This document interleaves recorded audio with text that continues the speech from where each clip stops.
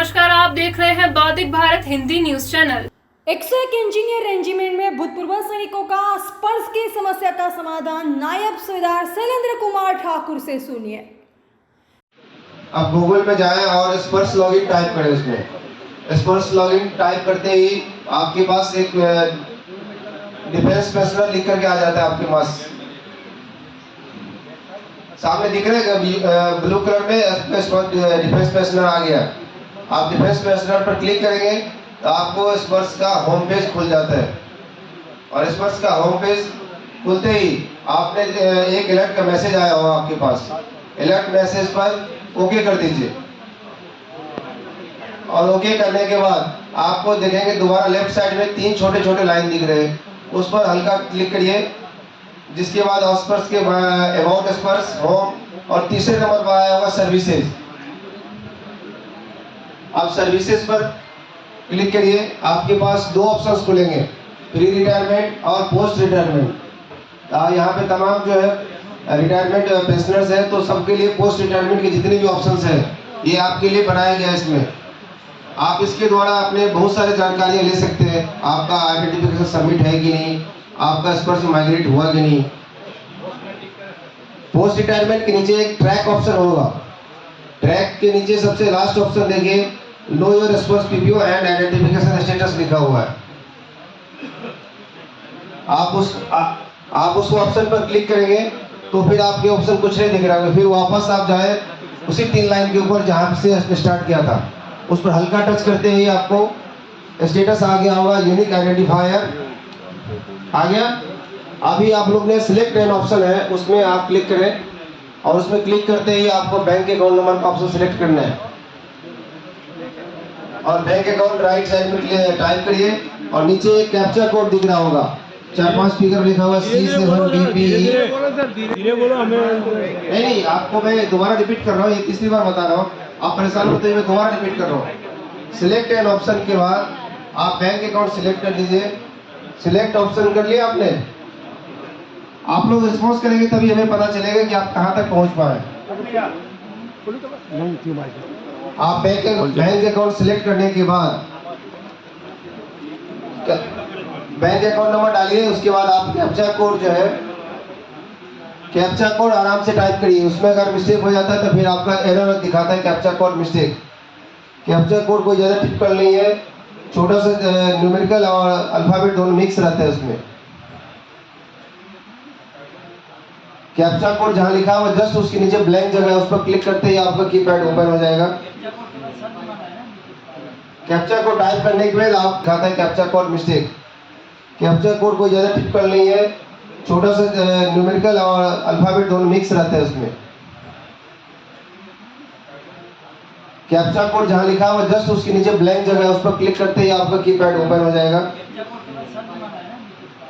Captcha code type करने के बाद आप सर्च मारना है। सर्च मारते ही आपके पूरे डिटेल्स सामने आ जाते हैं।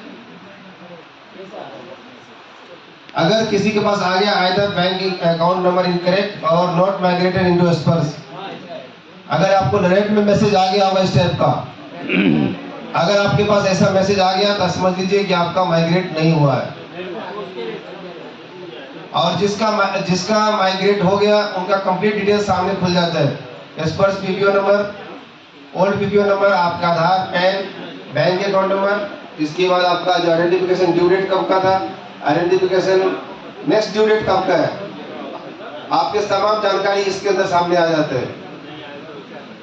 जिनको नहीं आया, माइग्रेशन स्टेटस में नहीं दिखा रहा है, आपने स्टेप सबसे पहले कि स्टेप आपने फॉलो करना सीख लिया कि नहीं। अगर आपने स्टेप सीख लिया है तो इसके बाद जिनका माइग्रेशन नहीं हुआ है उनके लिए अभी बता रहा हूँ।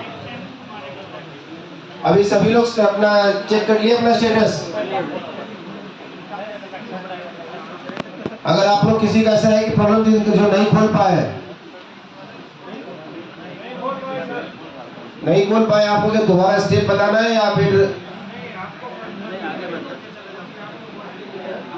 मैं बहुत धीरे से बता रहा हूँ, इस पर दोबारा फिर आराम से बता रहा हूँ। अभी आप लोग प्लीज अपना नेटवर्क ही चेक करिए। अगर नहीं खुल पाता, आप मोबाइल में कुछ ऐसे तो नहीं प्रॉब्लम, नेटवर्क इशू तो नहीं है। अगर पासवर्ड की जरूरत नहीं है। मैं जो आप लोग को बताया था माइग्रेशन स्टेटस चेक करने के लिए, और आप लोग ने लॉगिन करना शुरू कर दिया। लॉगिन मत करिए। लॉगिन करने से आपको जब तक लॉगिन वही आदमी करना है जिनका अपना यूजर नेम और पासवर्ड मिल गया है, जिनका माइग्रेशन का मैसेज मिल चुका है। मैं सबसे पहले आपको बता रहा हूँ, जिनका माइग्रेशन सबसे स्टेटस वाला जरूरी है चेक करना। माइग्रेशन जिनका नहीं हुआ है उनके लिए जानकारी बता रहा हूँ। आप प्लीज अपने बैंक में जाइए, KYC फॉर्म ले करके आधार कार्ड, पैन कार्ड और मोबाइल और ईमेल आईडी इमीडिएटली अपडेट करवाइए आपके अकाउंट में। और जो मोबाइल नंबर है, खास करके ज़्यादा कोशिश करना है कि आधार लिंक मोबाइल नंबर आपका होना चाहिए। इससे फायदा ये है कि आपको इमीडिएटली जैसे माइग्रेशन होगा, आपके मोबाइल में और ईमेल में दोनों मैसेज आ जाएगा कि आपका पेंशन आईडी ये है, आपका वन टाइम पासवर्ड ये है। पूरे स्पर्श के मैसेज आ जाते हैं SMS का। User name, password, one time password दिया रहता है, जो आज जिससे आप अपने अकाउंट भी ओपन कर सकते हैं। और उसमें पेंशन आईडी लिखा रहता है। एक और जानकारी बताता हूँ, सभी लोग सोचते हैं कि पेंशन आईडी क्या आ गया। पेंशन आईडी और स्पर्श PPO नंबर दोनों सेम है, और इनके जो डिजिट्स है आप याद कर लीजिए, किसी को कुछ मिला है नंबर, ये 12 डिजिट के नंबर होते हैं आपके स्पर्श PPO नंबर। आप लोग पीछे वाले थोड़ा ध्यान दीजिएगा। ये स्पर्श के जो PPO नंबर है आपके, एक यूनिक है, 12 डिजिट का ही बनता है स्पर्श PPO नंबर। और उसके सबसे लास्ट में जो सर्विस पेंशनर है उनका 01 लगा देते हैं जो सफिक्स में, तो वो बन गया आपका यूजर नेम, जो स्पर्श का यूजर नेम सेम बन जाता है। और जो फैमिली पेंशन वाले हैं उनके लास्ट में 02 लगाना पड़ता है। उनका भी यूजर नेम सेम, उनका भी PPO नंबर जो फैमिली पेंशन का PPO है उनका भी रहता है 12 डिजिट का ही, लेकिन उनके फैमिली पेंशन PPO के लास्ट में 02 लगता है। जो खास करके हालांकि माता इनके PPO के लास्ट में 02 लगता है और उनका ये यूजर नेम बन जाता है।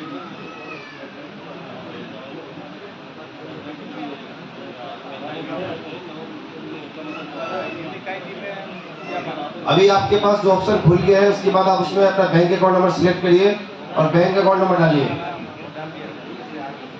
दूसरा चीज बताना चाह रहा हूँ आपको, आपका जो आज का कैंपिंग है मेन है इसमें कि जितने लोग यहाँ पे MLC कर रखे हैं, कितने लोग इसमें जो MLC करके आए हैं।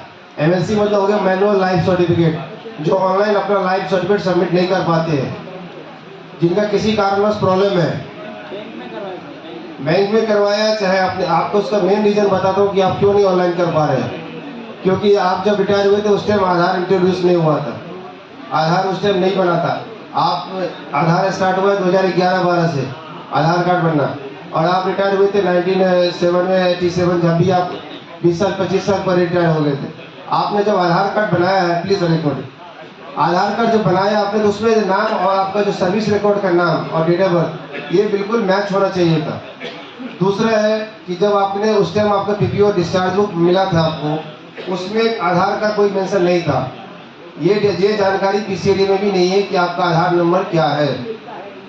आपका पेंशन बंद होने का मेन कारण यही है कि आपका आधार अपडेट नहीं है। और स्पर्श में जब से माइग्रेशन हो गया है और पेंशन मिलता है तो मेन रीजन है इसका कि आपको आधार को इमीडिएटली लिंक करना है। ये जो ऑप्शन अभी हम आपको बता रहे थे, आपका जो ऑप्शन बता रहे थे, सबसे मेन जरूरी है कि अगर आपका पेंशन बंद हो गया किसी कारणवश, आप चेक करिए कि आपका आधार अपडेट है कि नहीं। आधार अपडेट नहीं है तो ये जो ऑप्शन अभी मैं बता रहा था सर्विसेज, उसमें एक ऑप्शन और भी दे रखा है, अपडेट आधार ऑप्शन। आप अपने सिंगल 2 स्टेप में अपना आधार को भी अपडेट कर सकते हैं घर बैठे। अपडेट आधार करने के बाद आप जैसे भेजते हैं तो हमारे पास RT रिकॉर्ड्स में या किसी भी रिकॉर्ड में जिसका जो रिकॉर्ड्स है वहाँ पे रिक्वेस्ट जाता है। तो प्लीज जब आप उसमें आधार कार्ड का कॉपी मांगता है, अपना अच्छा कॉपी आधार का स्कैन करके उसमें अटैच कर दीजिए, ताकि जब आपका और आधार का नंबर बहुत लोग क्या करते हैं इनकरेक्ट डालते हैं। इनकरेक्ट मत डालिएगा अपना आधार नंबर। आधार के जितने डिजिट्स हैं, आप 12 डिजिट का आधार नंबर भी होता है, वो डाटा जब स्पर्श में फीड करते हैं आप अपडेट आधार के समय, उसमें प्लीज आप सही से डाटा फीड करिए अपना आधार नंबर, जिसमें आपका आधार पर सही नंबर है बट आपने जो डाटा फीड करते हैं वो मिसमैच हो जाता है, जिस कारण से आपका रिजेक्ट हो जाता है। आप अपना लाइफ सर्टिफिकेट सबमिट नहीं कर पाते टाइम से और आपका पेंशन बंद हो जाता है। ये कुछ रीजन है आपके पेंशन बंद होने के लिए, जो हमको पता नहीं रहता जानकारी कि हम उसको कैसे सही करें। तो आप अपने सबसे पहले आधार अपडेट करिए। आधार अपडेट करने के लिए किसी के पास जाने की जरूरत नहीं है, घर में आपके पास अगर आप चला पाते हैं स्मार्टफोन तो सही है, नहीं तो बच्चों को बताओ, सिंगल स्टेप में आपको चेक करके बता देगा।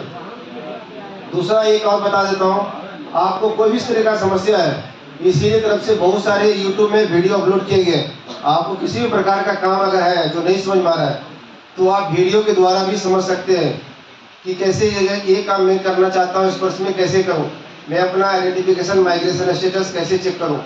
आप अपना YouTube में वीडियो देखेंगे, उसका पीसी की तरफ से जारी किया गया है, आप उसको देख करके खुद सीख सकते हैं। दूसरा है आधार अपडेट करने के बाद अपडेट हो जाता है आपका आधार, आपका स्पर्श में लिंक हो जाएगा आधार आपका। इसके बाद आपको ऑनलाइन सबमिट करने में कोई दिक्कत नहीं है। लेकिन एक चीज़ आपने ध्यान रखना है कि खास करके जो मिसेज का जो आधार कार्ड नंबर है, उनके आधार पे जो नाम और डेट ऑफ बर्थ है जो आपके सर्विस रिकॉर्ड में था, आप कोशिश करिए कि वही डेट ऑफ बर्थ उनका उसमें नाम वही होना चाहिए।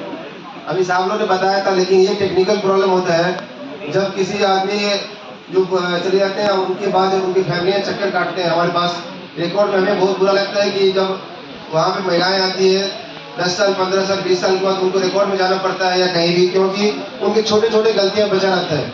यही आधार में नाम सही नहीं है, अब उनको पेंशन 6-6 महीना 1-1 साल 2-2 साल नहीं मिलता रहता है, सिर्फ ये छोटी छोटी मिस्टेक के कारण। जबकि स्पर्श में सारे ऑप्शन बनाए गए हैं जो आप घर बैठे सही करवा सकते हैं और खुद ही कर सकते हैं। आप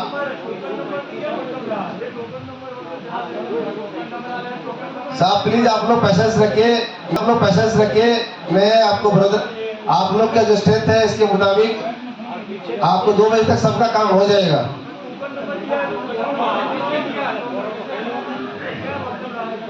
अभी आप लोग अगर जानकारी अच्छी नहीं लग रही है तो फिर आप लोग अभी काम शुरू करते हैं। हम आपको कुछ जानकारी इसलिए दे रहे थे कि आप अपने समस्या से जूझते रहते हैं, लेकिन आपको पता नहीं कि मैं समस्या को कैसे सॉल्व करूं। आप लोग का भी कुछ सवाल होगा मन में, मैं सारे सवाल का आपको जवाब बता दूंगा।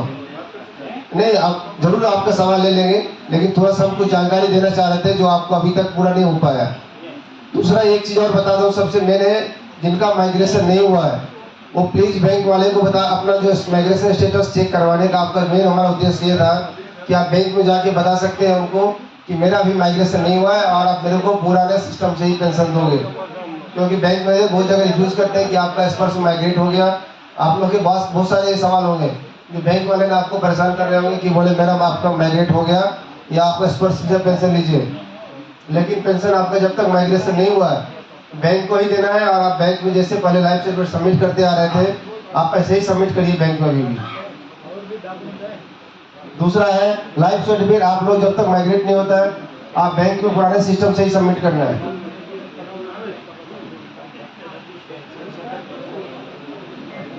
और इसके लिए जो आप लोग का माइग्रेशन जो नहीं चेक कर पाते हैं, इसका पीसीडी से कुछ हेल्पलाइन नंबर भी जारी किया गया है। अगर आपको ज़रा समस्या आ रही है तो आपका गूगल में सर्च करिए पीसीडी हेल्पलाइन नंबर। स्पर्श का पीसीडी हेल्पलाइन नंबर भी जारी किया गया है जिसमें आपको स्टेटस बता देंगे, आपका पेंशन रुका था किस कारण से रुका हुआ है, ये सारी जानकारी आपको मिल जाता है। आप चाहें तो हेल्पलाइन नंबर नोट कर सकते हैं। ये प्लीज आप लोग आप थोड़ा शांत हो जाए साइड में। पीसीडी का हेल्पलाइन नंबर है, आप अगर कोई नोट करना चाह रहे हैं तो नोट कर लीजिए। 1800 पीसीडी का हेल्पलाइन नंबर है स्पर्श का 1800 180। मैं आराम से दोबारा रिपीट करूंगा 5325 1800 180 5325। इस नंबर पे आप Monday to Friday 9 AM to 6 PM आप कॉल करके अपने आपके जो भी स्पर्श संबंधी समस्या है आप उनसे भी जानकारी ले सकते हैं कि आपका पेंशन किस कारण से रुका हुआ है। रिपोर्टर नागजीभाई बारोट, जिला ब्यूरो चीफ, गांधीनगर।